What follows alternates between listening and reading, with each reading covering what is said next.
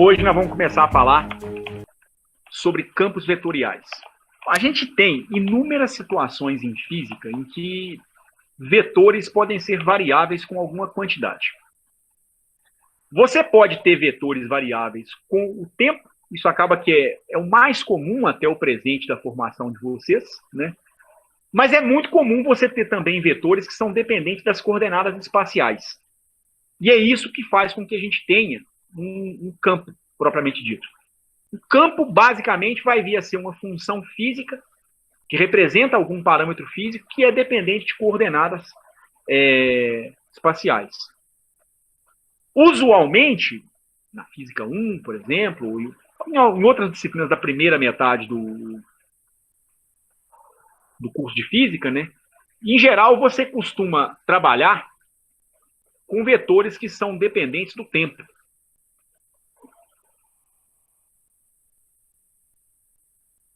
Então, você tem vetor velocidade, vetor posição, vetor aceleração, vetor força. E, de uma maneira geral, essa dependência do tempo ela é carregada por meio de um conjunto de funções, né? Seu vetor U de t ele pode ter uma componente, o 1 de t na direção i, mais o 2 de t na direção j, mais um U3 de t na direção k. Daí você pode calcular derivadas desse vetor em relação ao tempo, que daria a derivada da componente x em relação ao tempo na direção i, mais a derivada da componente y na direção j, mais a derivada da componente z na direção k. Apesar dessa dependência com o tempo, essa função não representa para nós na análise vetorial o que a gente chama de um campo. O que a gente vai chamar de um campo escalar ou um campo vetorial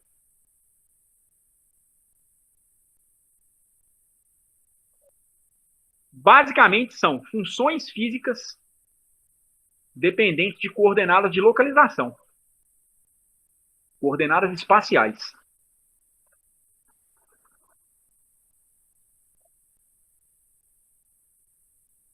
Essas coordenadas espaciais, eventualmente, podem depender do tempo, mas a dependência, a natureza explícita de um campo escalar ou de um campo vetorial é a sua dependência com coordenadas de localização espacial.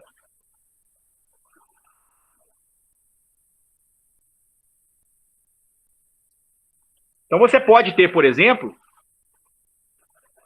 um campo que representa uma função vetorial qualquer, escrito em coordenadas esféricas. Ele pode depender de coordenadas r, θ e φ. E aí você vai ter uma componente ao longo da radial, que atua ao longo de um vetor unitário radial, mais uma componente ao longo da direção tangencial, que multiplica o unitário da direção tangencial, mais uma componente da direção no plano XY,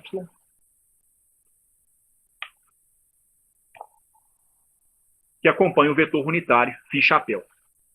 Mas cada uma dessas componentes aqui, a AR, por exemplo, pode ser uma função das três coordenadas, r, θ e φ. O Aθ pode ser uma componente dependente de r, θ e φ, assim como o Aφ. Ele pode ser uma função dependente de r, θ e φ.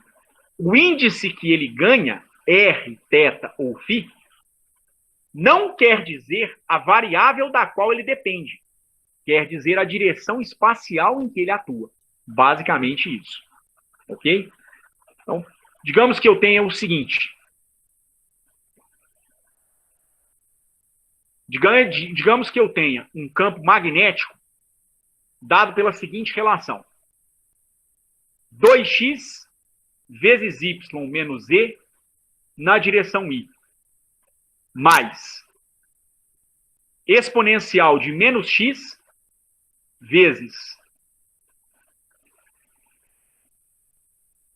y ao quadrado na direção j, mais seno hiperbólico de z elevado a x na direção k. Cada função dessas depende das três coordenadas espaciais. Então, a bx ela vai valer 2xy menos z. Ela não depende só de x. Ela acompanha o vetor unitário associado à direção x. O by, exponencial de menos x vezes y ao quadrado. O bz, seno hiperbólico de z elevado a x. Então, aqui depende apenas de duas coordenadas, aqui depende apenas de duas também.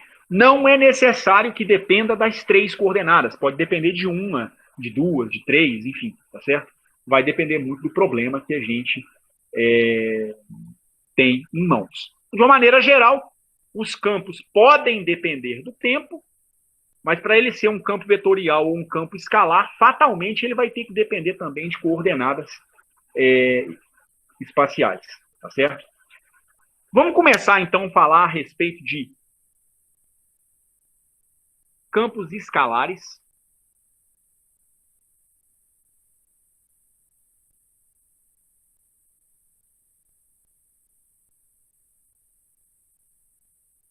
E aquilo que a gente chama de sua diferencial total.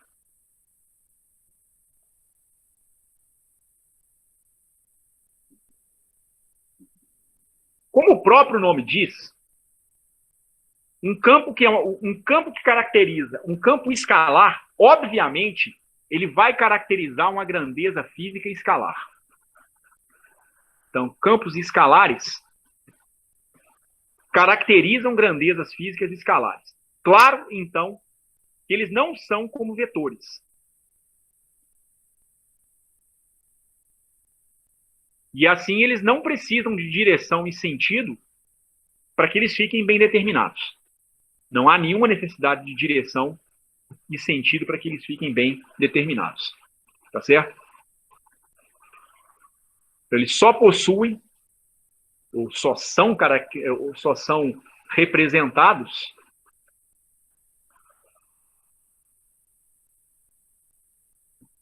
por módulo e uma unidade.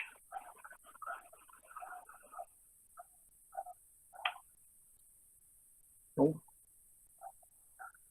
os melhores exemplos que a gente poderia colocar seriam temperatura e potencial elétrico. A temperatura não depende, dentro de um ambiente, ela não depende da direção em que você anda naquele ambiente. Exceto, claro, se você está dentro de um ambiente onde existe uma fonte térmica. Aí, se você se aproximar da fonte térmica, a temperatura vai mudar. Tá certo? Mas, de uma maneira geral, a temperatura vai depender de coordenadas de posição sem depender da direção e do sentido em que você está caminhando. O fluxo de calor vai depender, sim, da direção em que você anda.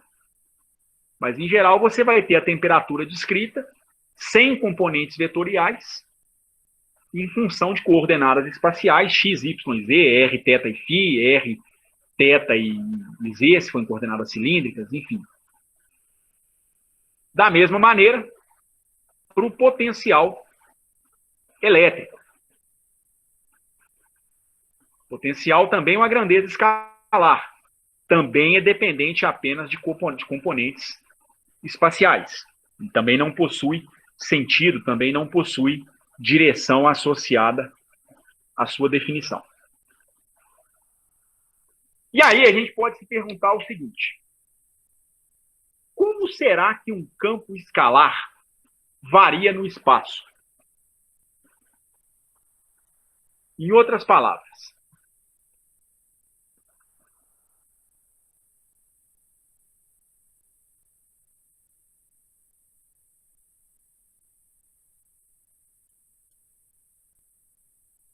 Digamos que você tem um campo. Por hora eu nem vou chamar a atenção do campo como um todo, não.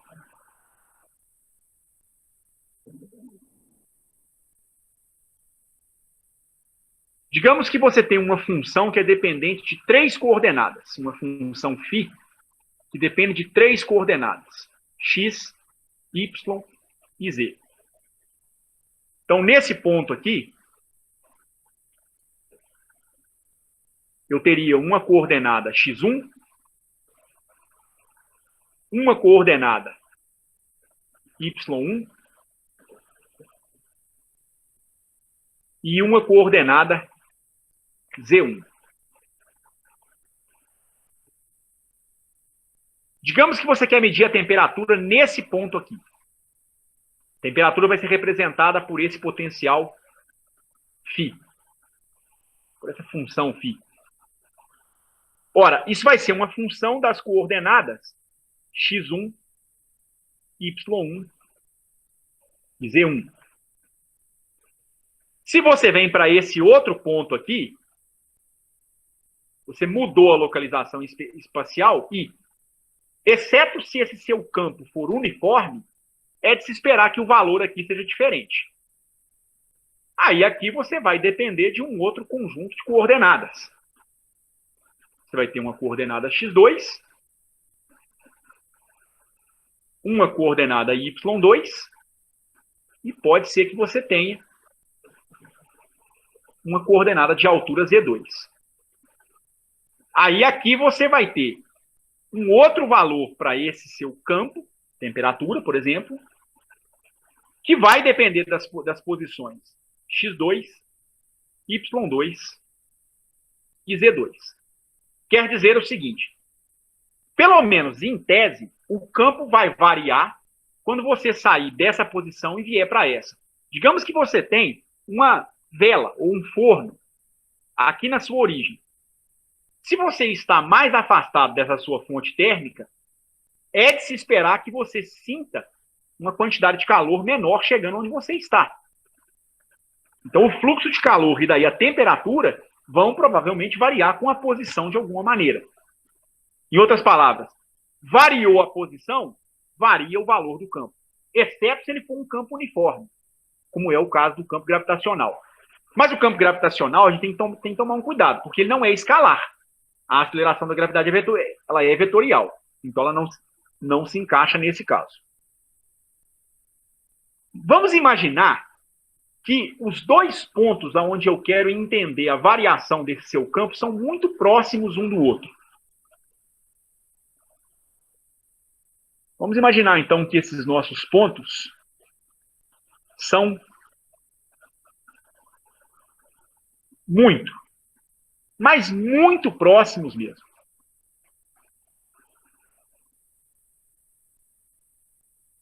Em outras palavras,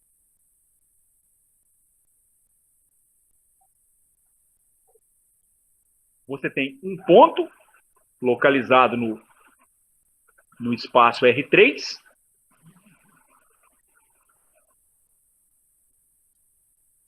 e você tem um outro ponto bem próximo a ele. Vamos fazer o seguinte, só para... Digamos que esse outro ponto esteja aqui.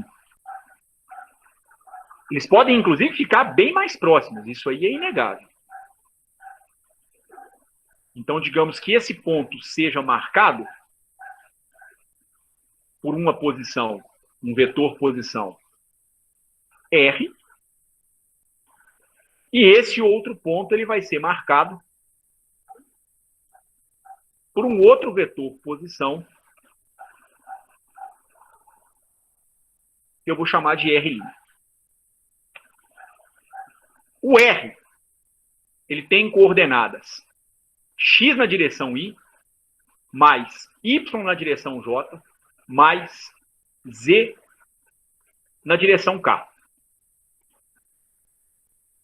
Então, o φ nesse ponto, ele vai ser um φ calculado em x, y e z.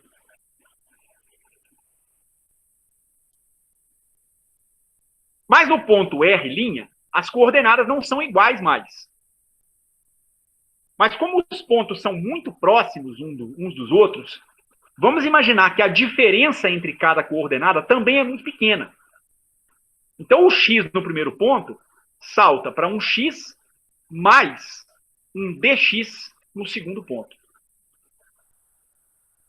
O y sofre uma variação parecida. Y mais dy na direção j. O z vai ser representado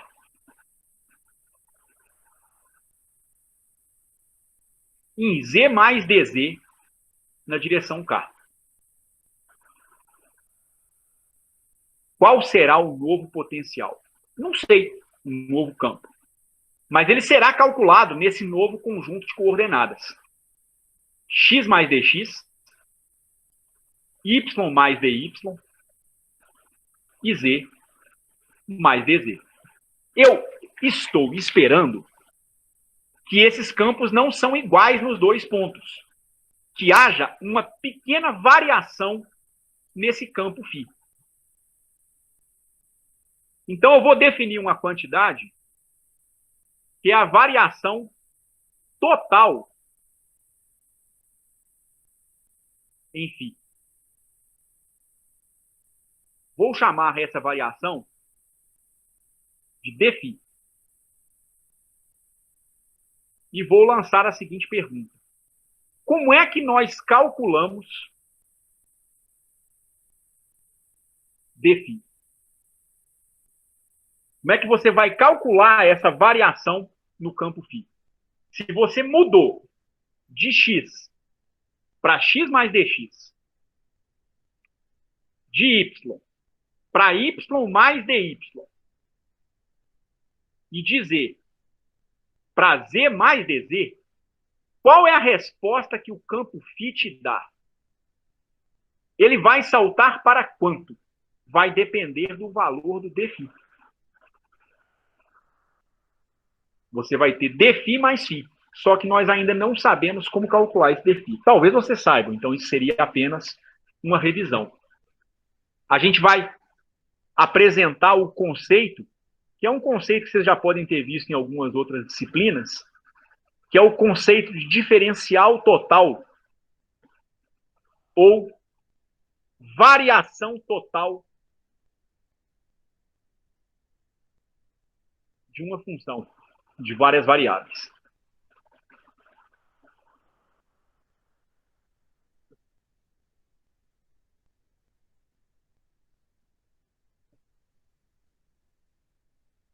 Se a função fosse de apenas uma variável, até na aula anterior, que eu dei agora para o pessoal do PPGF, eu bati na tecla disso em vários momentos. Mas vocês já viram isso em algumas disciplinas, provavelmente até comigo já, talvez lá na Física 3, alguma coisa assim. Vocês foram meus alunos de Física 3. A variação que a função sofre quando ela é uma função de apenas uma variável é a seguinte. Você deriva a função em relação à sua variável e multiplica pela variação que a variável experimentou. Quando a função tem várias variáveis, você vai apenas estender esse raciocínio da seguinte maneira. O seu diferencial do campo φ vai ser a derivada de φ parcial em relação a x multiplicada por x, pela variação em x. Agora a derivada é parcial porque a função depende de mais de uma variável. Mais a derivada de φ em relação a y multiplicada por y. Mais a derivada parcial de φ em relação a z multiplicada pelo incremento z. Isso aqui tem uma cara danada de um produto escalar. Só que para eu poder falar em produto escalar, eu primeiro precisaria definir dois vetores para poder calcular esse produto escalar. Então, eu vou fazer o seguinte. Antes de mostrar o porquê que isso pode ser escrito na forma de um produto escalar, eu vou apresentar um conceito novo para vocês. Talvez vocês já tenham visto esse conceito lá em cálculo 2.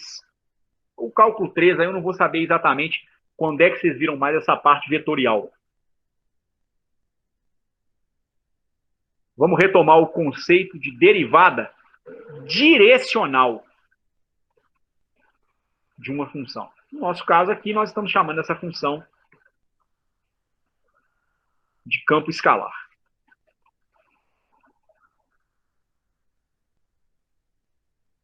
O que nós queremos dizer por derivada direcional? Obviamente, é uma derivada associada a alguma direção espacial.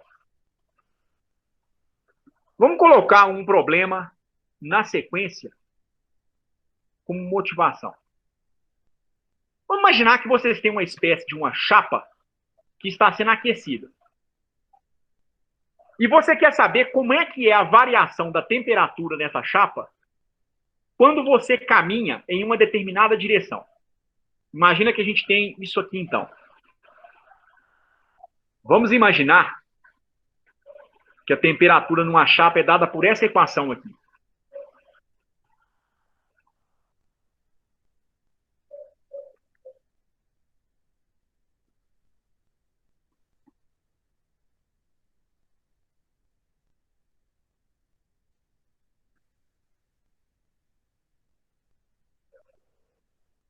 Como é no plano, né? Então ela vai depender de duas coordenadas. Então a temperatura em função de x e y, ela vai ser igual, vamos colocar uma constante c vezes a exponencial de menos x mais 2y vezes o seno de x vezes y. Sei lá por que a temperatura se comporta dessa forma. Digamos que você quer estudar a variação da temperatura nessa direção aqui.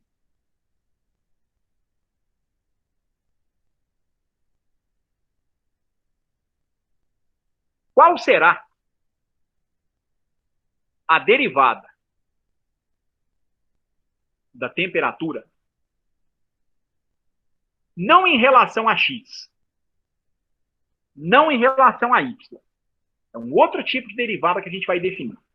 Eu poderia tranquilamente calcular a derivada no ponto x ou no ponto y, ou num conjunto de pontos, né? Num conjunto de pontos x e y. Posso, então, fazer a derivada em relação a x e fazer a derivada em relação a y. Mas a derivada que eu vou propor agora, ela é de natureza diferente.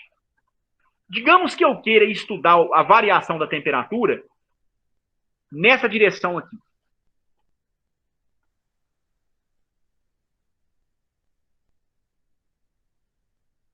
Um vetor R que vale 2i mais 5j.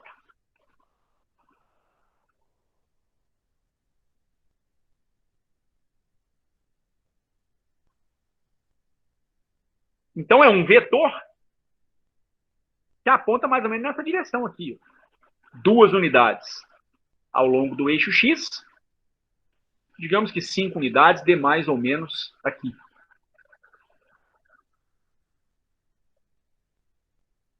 Então você tem um vetor que aponta da origem para esse ponto. Esse vetor é esse vetor R que eu estou especificando nesse meu exemplo de motivação. E aí eu tenho uma chapa aonde esse meu sistema cartesiano se encontra, onde a temperatura é dada por essa expressão aqui.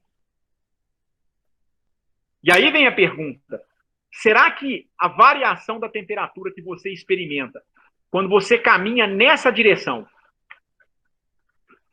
é igual à variação da temperatura experimentada se você se movimentar nessa direção? Ou é igual à variação da temperatura experimentada se você se movimentar nessa outra direção?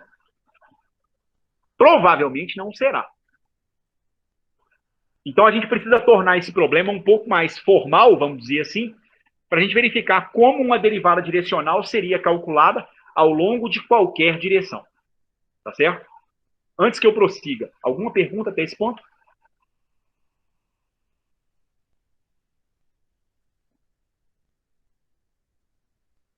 Nenhuma? Ué, Não. Pois não. Então, o que a gente está trabalhando é com grandezas que são escalares e a gente está trabalhando com a posição dela espacial, é isso? Exato. Elas são escalares, variam espacialmente, têm independência espacial, tá certo? Mas eu estou lançando mão de um recurso agora. Eu tenho uma grandeza escalar e eu quero saber como é que essa grandeza escalar varia em uma determinada direção. Entendi. Uhum. Veja que definir uma direção especifica definir um vetor que aponta naquela direção. Então, eu estou misturando uma quantidade que é escalar com uma direção espacial designada por um vetor. Percebe a diferença? Uma coisa é a grandeza física. Ela, em si, é escalar. A variação dela talvez guarde dependência com um vetor que define as suas direções espaciais. Uma coisa é a grandeza.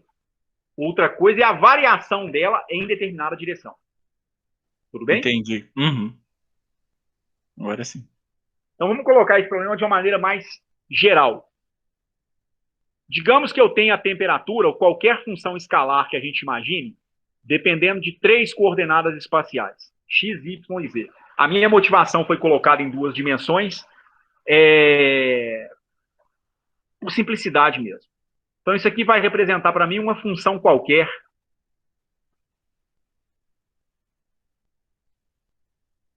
que designa a temperatura.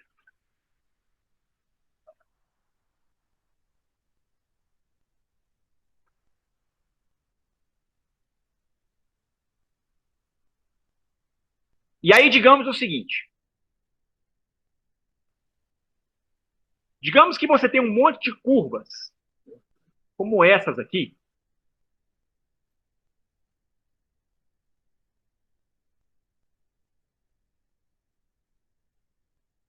como se fosse uma espécie de um mapa.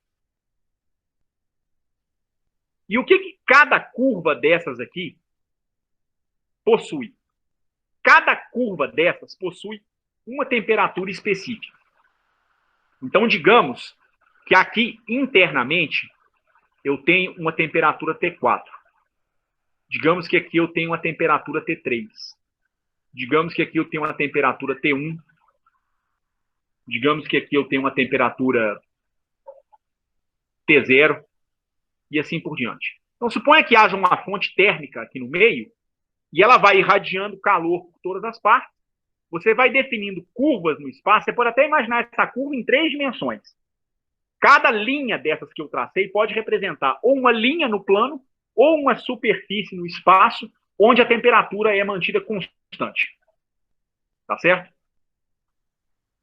Digamos que eu tenha uma curva dessas em particular. Digamos que eu tenha essa curva aqui, onde eu tenho uma coordenada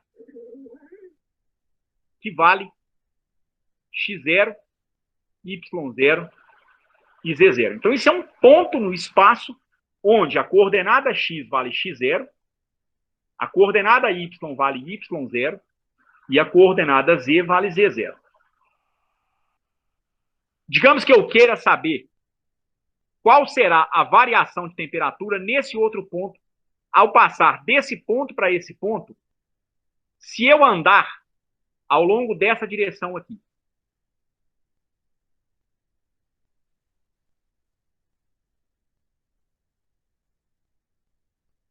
Então, eu tenho um vetor que une esse ponto x0, y0, z0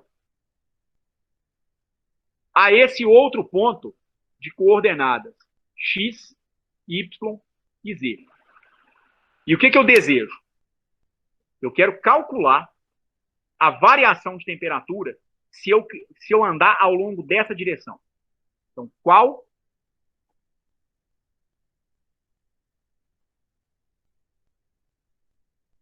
a variação de temperatura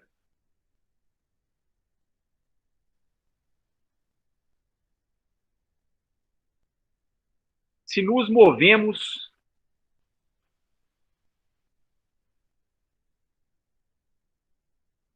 ao longo desse vetor unitário que eu vou marcar na figura aqui.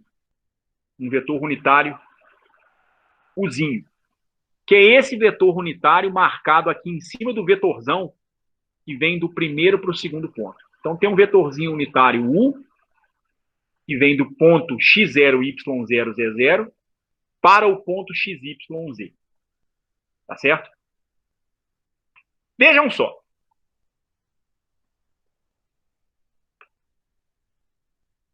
Pontos não podem ficar perdidos no espaço dessa forma. Pontos são localizáveis. E a localização dos pontos ela é feita por meio de vetores. Digamos, então, que eu tenho uma origem nesse ponto aqui.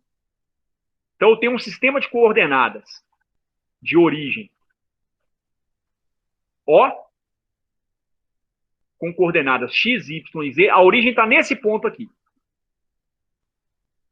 Como que eu vou marcar a localização desses pontos em relação a essa origem? Vou precisar de vetores. Então, eu vou ter um vetor R0, que marca o meu primeiro ponto, que é esse que tem coordenadas x0, y0, z0. E eu vou ter um segundo ponto marcado por um outro vetor.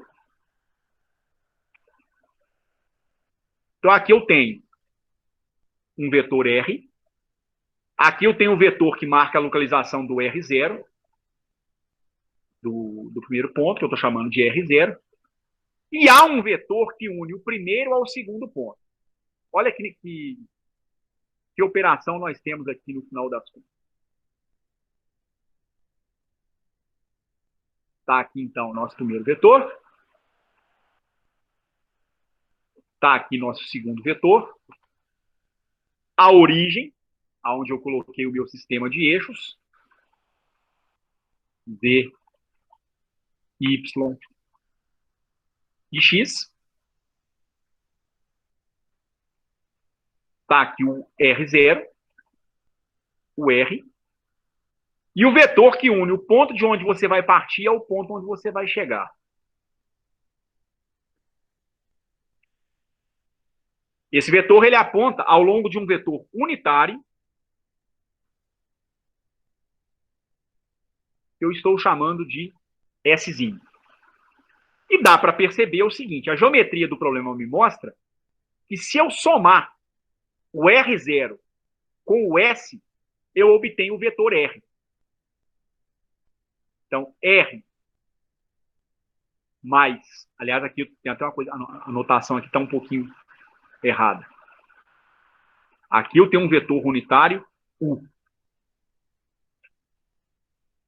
Desse ponto até esse, eu tenho um vetor unitário, que é um vetor S, que é um múltiplo de U. O R0 somado com o vetor S me dá o vetor R. De tal maneira que se eu transpuser o R0 para cá, eu obtenho R menos R0 igual a um escalar S multiplicado pelo unitário que aponta ao longo desse eixo aqui, que eu estou chamando de Uzinho. Então, se o S vetor é 10 vezes maior que o U unitário, ele tem 10 unidades, então o S, esse meu escalar, ele vai valer 10 unidades. É o múltiplo que eu uso para escrever o vetor S em termos do vetor U. Tá certo? Tá claro isso, gente?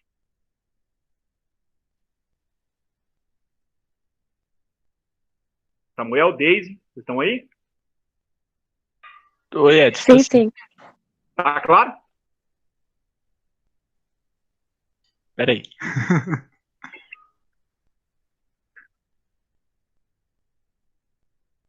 Onde está mais complicado? Não, tá tudo certo. Eu que tô confundindo com a anotação aqui. O vetor unitário U tá apontando ao longo de S, é isso, né? Eu achava que Exatamente. Ele aponta ao longo desse vetor não, S. tá. É que eu chamei esse S de U e eu confundi. Aí, esse S, então, eu vou escrevê-lo como um múltiplo de U. Ele vale um escalar S vezes o vetor unitário U chapéu. Tudo bem? Tranquilo. Vale, sei lá, 3 vezes, 3,9 vezes, 4,2 vezes o vetor unitário U chapéu. Ora, Mas os seus R e R0 são dois vetores em 3 dimensões. Essa diferença, então, poderia ser escrita como sendo x menos x0 na direção i, mais y menos y0 na direção j, mais z menos z0 na direção k. É a diferença entre o vetor R com coordenadas x, y e z e o R0 com coordenadas x0, y0 e z0. Tá claro isso? Isso é igual a S que multiplica teu vetor A. O A é um unitário, digamos que ele seja expresso como um A na direção, aliás, o U é um unitário, e digamos que eu vou representar como A na direção I, mais B na direção J, mais C na direção K. Sabendo que há um vínculo entre A, B e C. A raiz quadrada de A2 mais B2 mais C2, ela é, na verdade, o módulo do seu vetor unitário U chapéu. Portanto, esse vínculo tem que ser que a raiz quadrada do quadrado da soma do quadrado desses três caras tem que dar 1. Como esses dois vetores são iguais entre si, dois vetores só podem ser iguais se você tiver a seguinte relação. Componente a componente, eles têm que ser iguais.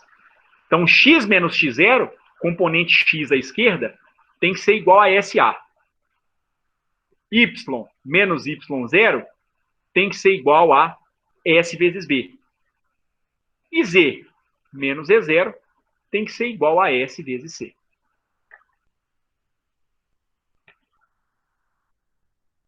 Eu estou imaginando, então, o seguinte. Eu tenho um campo φ, pode ser a minha temperatura, que depende de coordenadas x, y e z. Então, esse φ, ele pode ser escrito da seguinte maneira. Ele é uma função de x0 mais S vezes A.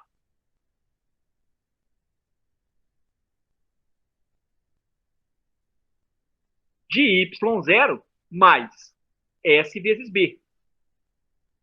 E de y0 mais S vezes C. Aliás, perdão, não é y0 não, é z0. Por que isso? Porque se o seu campo, se a sua temperatura depende de x, y e z, você pode parametrizar o x, o y e o z em termos das coordenadas do ponto inicial, de onde você partiu, e do tamanho desse seu vetor ao longo de onde você vai caminhar. Então, o x pode ser substituído por SA mais x0. O y é SB mais y0. E o z é SC mais z0. Ok?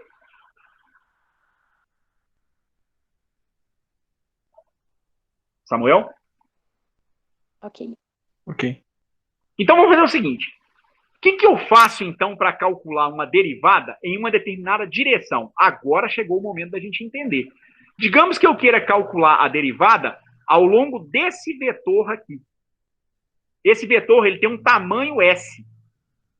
Então, eu vou derivar o meu campo φ em relação a esse tamanho S. Se eu quero obter a derivada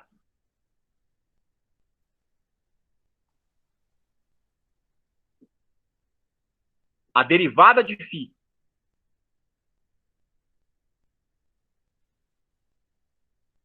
numa certa direção S,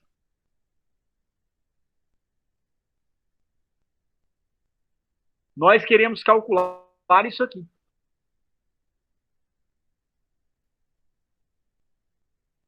A derivada de φ em relação a S. Como que você vai calcular a derivada de φ em relação a S? Você vai usar a regra da cadeia. Porque o φ, em princípio, é uma função de x, y e z. Então, você tem que fazer a derivada de φ em relação a x, no caso aqui vai ser uma derivada parcial,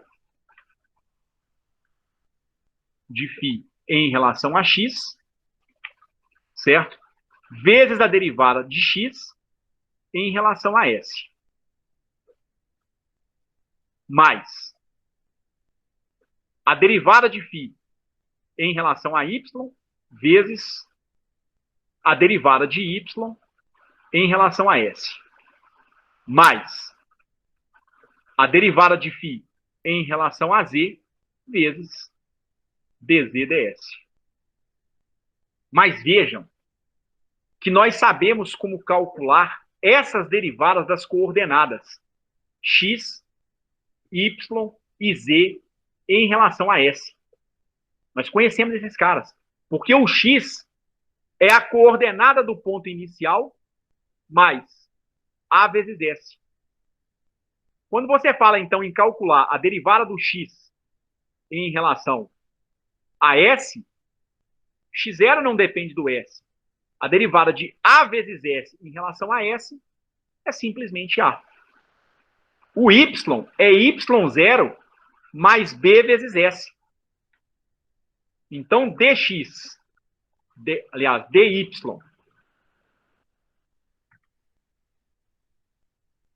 ds vai ser igual a b. E z igual a z0 mais bs mostra para mim que a derivada de y em relação a s, aliás, não é y, é z, derivada de z em relação a s é igual a c. A derivada de φ em relação a s, então, ela poderia ser escrita da seguinte maneira. Derivada parcial de φ em relação a x multiplicada por a, que é a derivada do x em relação a s, mais a derivada parcial do φ em relação a y multiplicada por b, que é o dy ds, mais a derivada parcial do φ em relação a z multiplicando por c, que é o dz ds. Acontece que você tinha definido um vetor unitário ao longo da direção S como sendo A na direção I, mais B na direção J, mais C na direção K. Essas três componentes estão aparecendo aqui. Então, tem três componentes de um vetor aparecendo aqui em cima. Então, nós poderíamos fazer o seguinte. Eu posso agora definir um novo vetor da seguinte maneira. Eu vou definir um vetor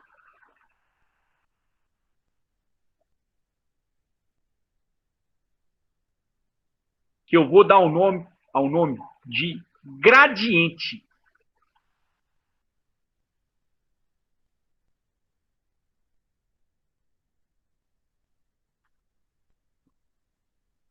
Que eu vou simbolizar dessa forma.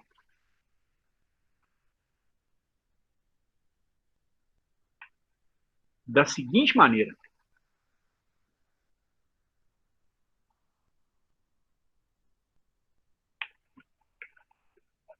Eu vou definir o tal do gradiente de φ como sendo derivada parcial do φ em relação a x na direção I, mais a derivada parcial do φ em relação a y na direção J, mais a derivada parcial do φ em relação a z na direção K.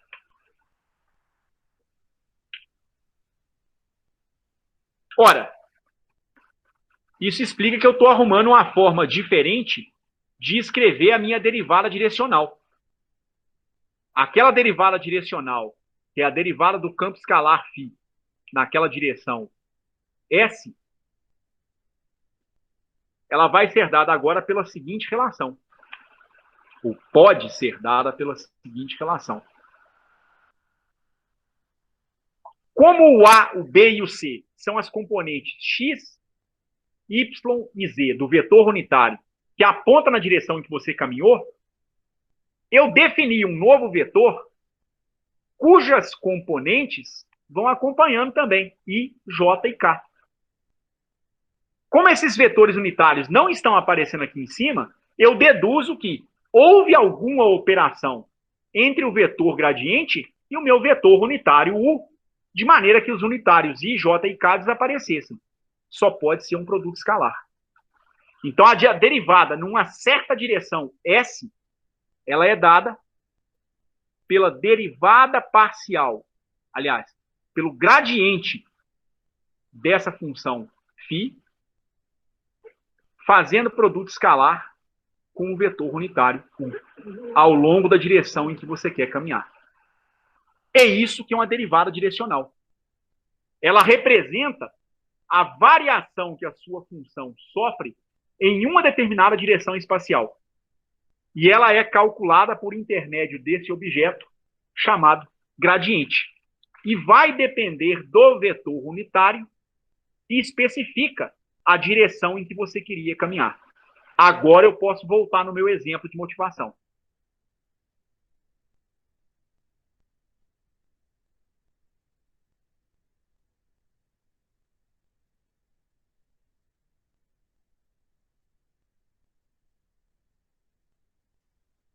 No meu exemplo de motivação, eu tinha um campo de temperaturas bidimensional.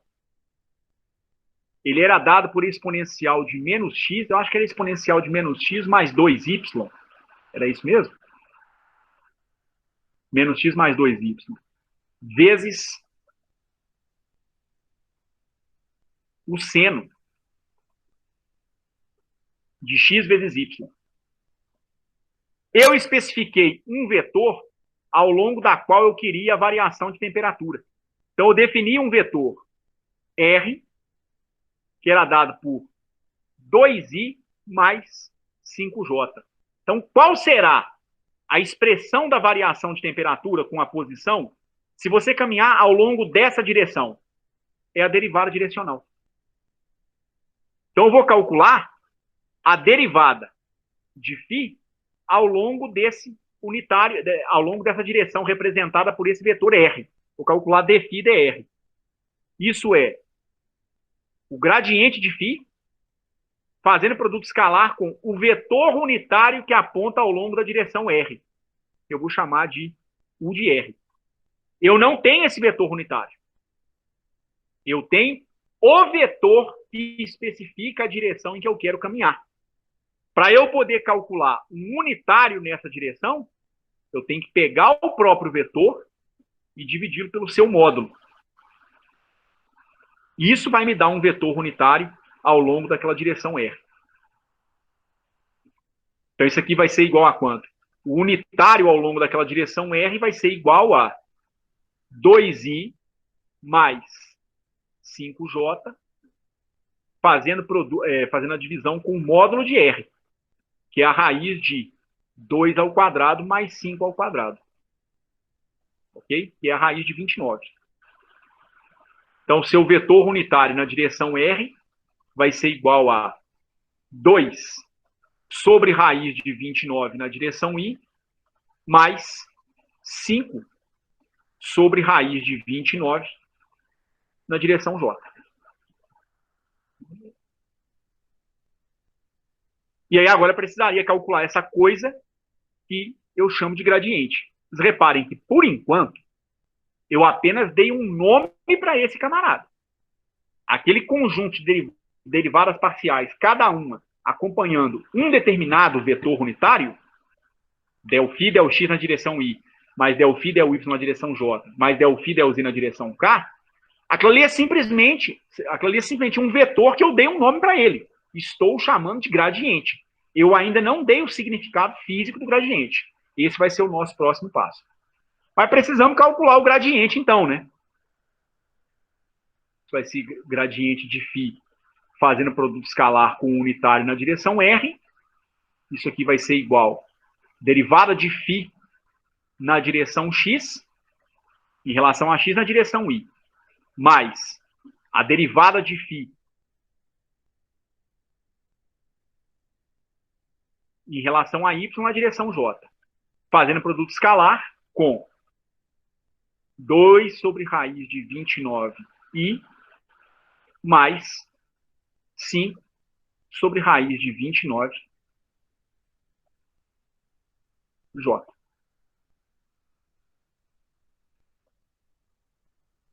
Tem que calcular o gradiente, não tem jeito. Ok? Mas isso não é tarefa complicada, pelo menos nesse problema. Gradiente de φ é a derivada em relação a x da exponencial de menos x mais 2y vezes o seno de x vezes y na direção y.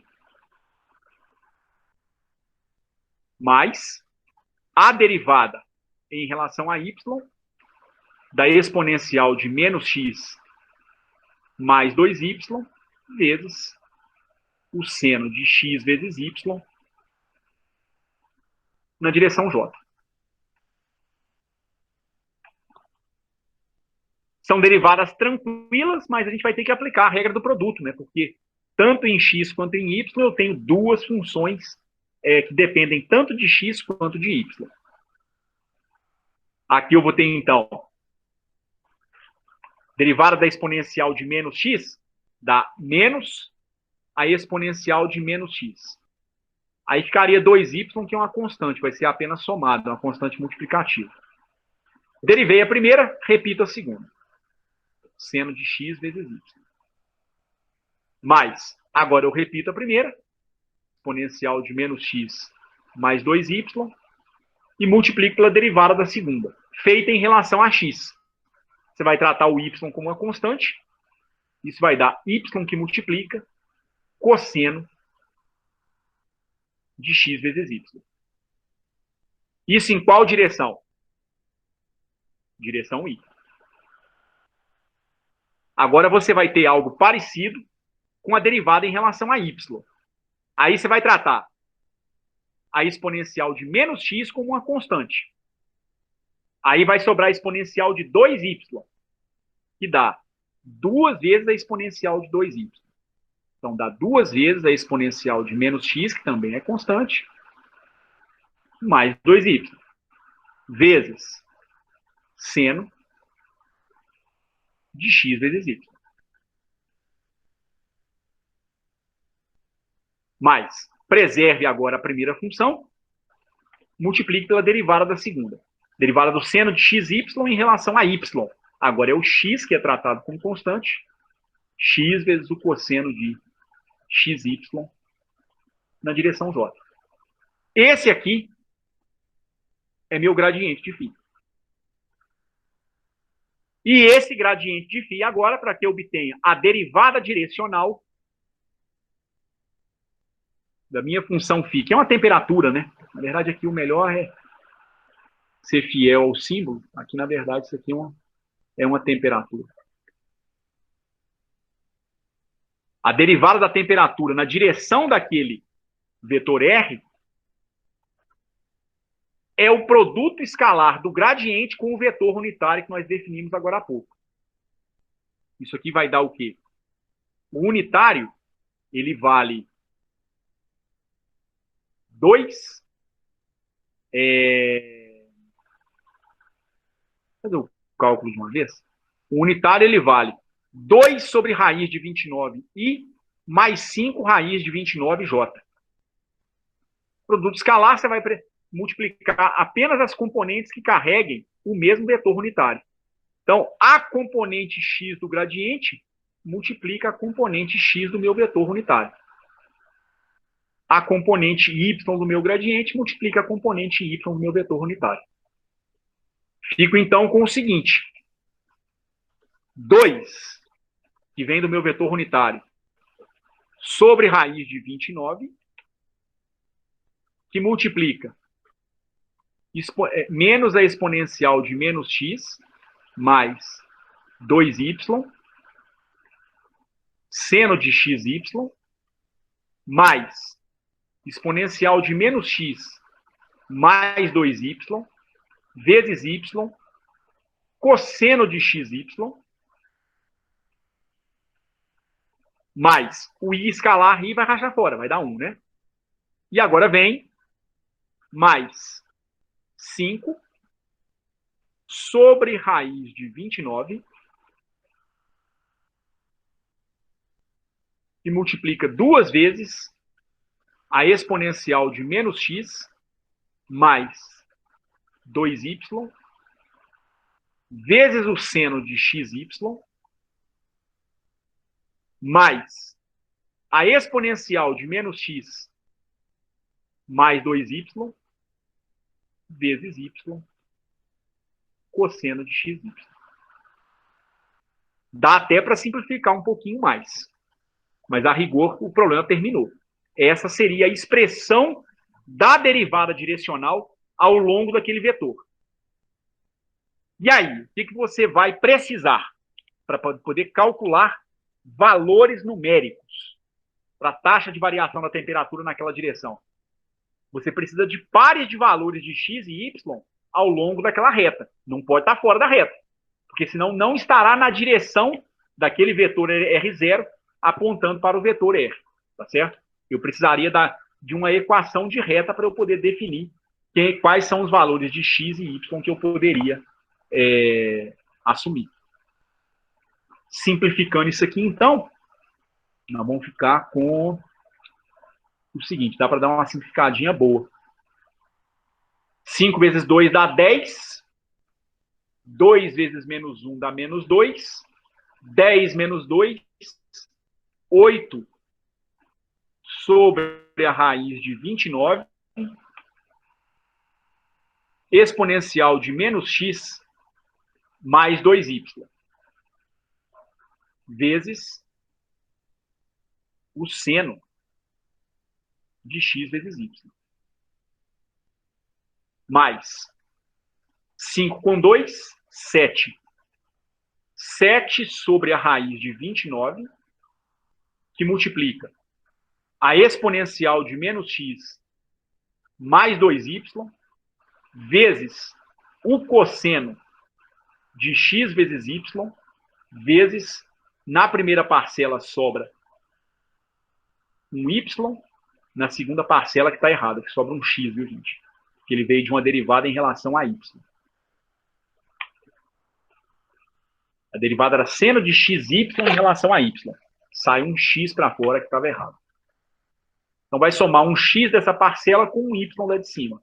Então dá cosseno de xy que multiplica x mais y. Derivada de t ao longo daquela direção dá o que então? Exponencial de menos x mais 2y sobre a raiz de 29, que multiplica 8 vezes o seno de x vezes y, mais 7 vezes x mais y, vezes o cosseno de x vezes y.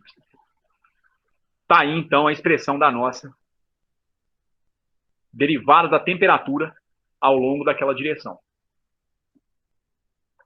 Como é que você vai calcular o x e o y para saber, para determinar pontos aonde você poderia calcular a temperatura? Você vai ter que se lembrar daquelas equações paramétricas. O x, ele é igual a x0 mais S vezes A. O y é igual a y0 mais S vezes B. Quem são o A e o B? São as coordenadas de um vetor unitário que aponta naquela direção. Você tem isso no problema. Isso vai valer 2 sobre raiz de 29 na direção I, mais 5 sobre raiz de 29 na direção J. Então, o A e o B, eles são conhecidos. O que faltaria? Faltaria especificar o ponto de onde você partiu. Isso eu não defini no enunciado.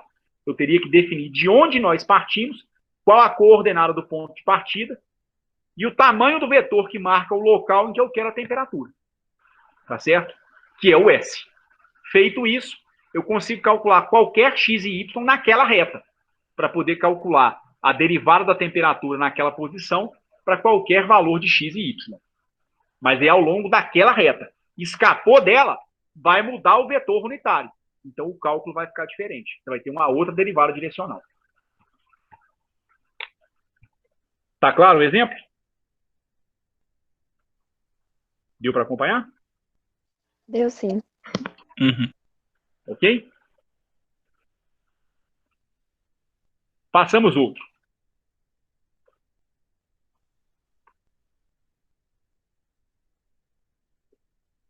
Encontre a derivada direcional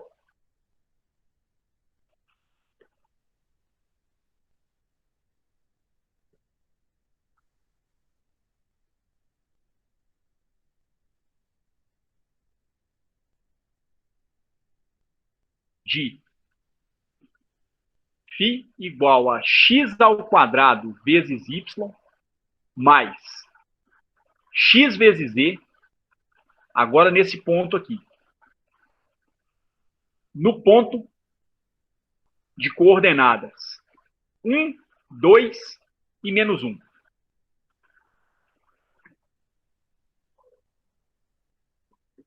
Na direção desse vetor aqui. Você tem um vetor A. Ô, Ed, Oi. então o gradiente ele me dá a direção na qual uma função varia, uma função escalar. Não. A derivada direcional te dá a variação de uma função escalar em qualquer direção que você quiser. Só precisa especificar o unitário que aponta naquela direção. Entendi. A derivada direcional depende de um segundo vetor que nós chamamos de gradiente. Eu ainda não dei o significado físico desse gradiente, mas já posso te antecipar. O gradiente é um vetor que aponta na direção de máxima variação da função. Grade vem de crescer, vem de crescimento. Então, o vetor gradiente ele sempre vai te dar isso. Ele te dá a derivada direcional onde a função vai crescer mais, a direção de maior crescimento da função. Fora da direção de maior crescimento, você vai fazer um produto escalar dele com os vetores unitários de qualquer que seja a outra direção espacial. Entendeu? Então, uma coisa é a derivada direcional. Ela representa a variação da sua função em uma direção, qualquer que seja essa direção. Mas para definir essa direção, você precisa primeiro especificar um vetor unitário que aponta naquela direção. Para calcular a derivada direcional, você precisa de um unitário fazendo o produto escalar com o gradiente do seu campo escalar. Vetor do qual nós vamos discutir o significado físico ainda, e geométrico também. Tá bom? Tá bom. Uhum. Então, olha só. Vamos ver isso aqui agora. Agora eu tenho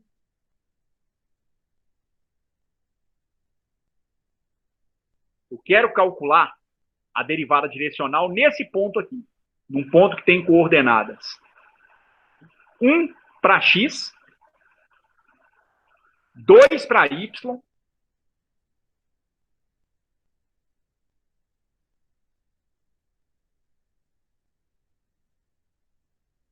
e menos 1 para z.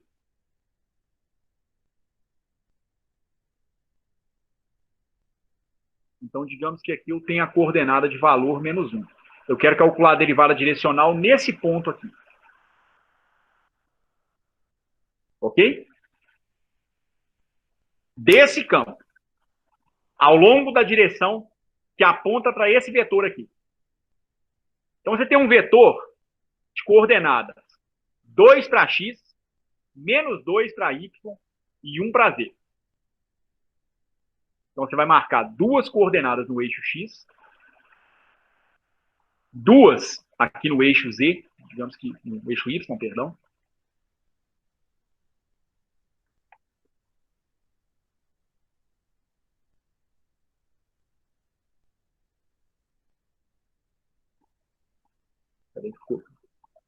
Nesse ritmo, esse desenho vai ficar muito ruim.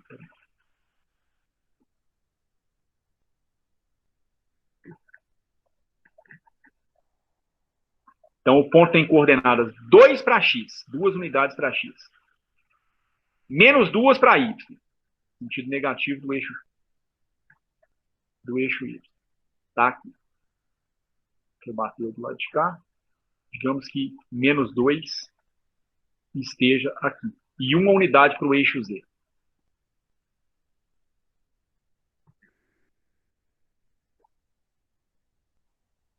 Então, o vetor do qual você está tratando é esse aqui.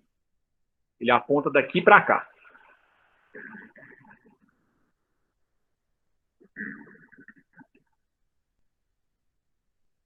Esse é o vetor que vai definir a direção em que você quer calcular a variação do seu campo. Mas você quer calcular a derivada nesse ponto aqui. Então, é como se eu traçasse um vetor paralelo a esse vetor A, tá certo? E eu quisesse calcular a derivada direcional nesse ponto aqui. Qual é a lógica? A mesma de antes. Você vai calcular a derivada do seu campo φ naquela direção A como sendo o produto escalar do gradiente de φ com um vetor unitário, o de A, que eu não tenho ainda. Eu tenho um vetor que especificou uma direção espacial, não o unitário correspondente. O unitário correspondente, o unitário na direção de A, é o vetor A dividido pelo próprio módulo de A. Então, vai dar 2i menos 2j mais k sobre a raiz quadrada de 2 ao quadrado mais menos 2 ao quadrado mais 1 ao quadrado. Esse denominador vai dar raiz de 9, que é 3. Então, isso dá 2 terços de i menos 2 terços de j mais 1 terço de k. Esse é o vetor unitário que eu vou utilizar. O seu campo, do qual você vai ter que calcular o gradiente, é bem simplesinho. X ao quadrado vezes y mais x vezes z. Calcular, então, o gradiente de φ é fazer a derivada de φ em relação a x na direção y, mais a derivada de φ em relação a y na direção j, mais a derivada de φ em relação a z na direção k.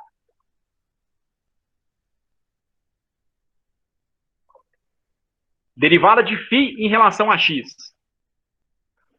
2x na primeira parcela vezes y. Na segunda parcela, eu tenho uma dependência de x, tenho x vezes z. Derivei parcialmente em relação a x, o z vai ser tratado como uma constante. Então, 2xy mais z. Derivada parcial de φ em relação a y, só a primeira parcela carrega uma dependência.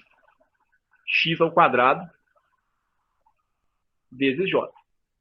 Derivada parcial de φ em relação a z, só a segunda parcela tem dependência. 10x, porque a derivada de z em relação a z é igual a 1. Esse é seu gradiente. A derivada direcional na direção daquele vetor A vai ser o quê, então? Produto escalar do gradiente de φ com o vetor unitário que aponta na direção A. Isso dá o quê? O U de A é 2 terços de I menos 2 terços de J mais 1 terço de K. Faz o produto escalar. E aí você vai encontrar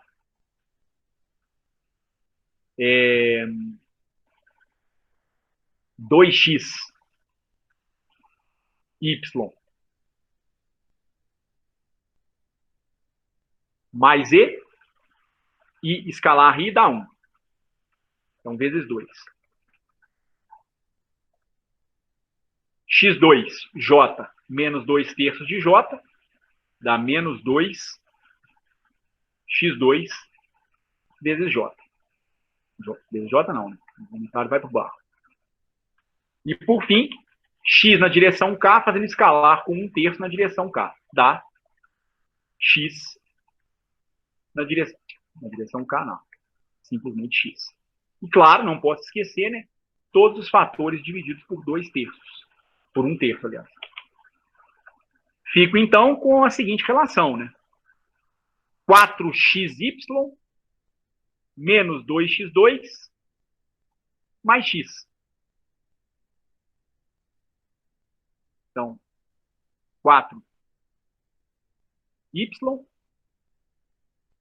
menos 2x mais 1 que multiplica x.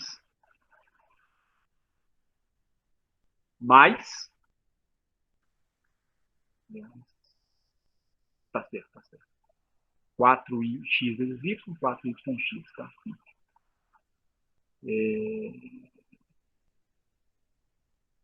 1 vezes x está aqui, menos 2x está aqui, mais 2y. Tudo isso dividido por 3. Isso aqui é a derivada direcional daquele campo φ naquela direção A. Só que você quer a derivada direcional em um ponto. É no ponto de coordenadas 1 para x, 2 para y e menos 1 para z. Então, a sua derivada direcional do φ naquele ponto, ela é calculada agora por meio da substituição dos valores. Você vai ficar com 4 vezes 2, menos 2 vezes 1, mais 1, certo? Tudo isso que multiplica o x, que é 1, mais 2 vezes o z, que é menos 1. Tudo isso dividido por 3. Isso aqui vale quanto? 8 com 9, 9 menos 2, 7. 7 vezes 1, 7. 7 menos 2, 5. 5 terços.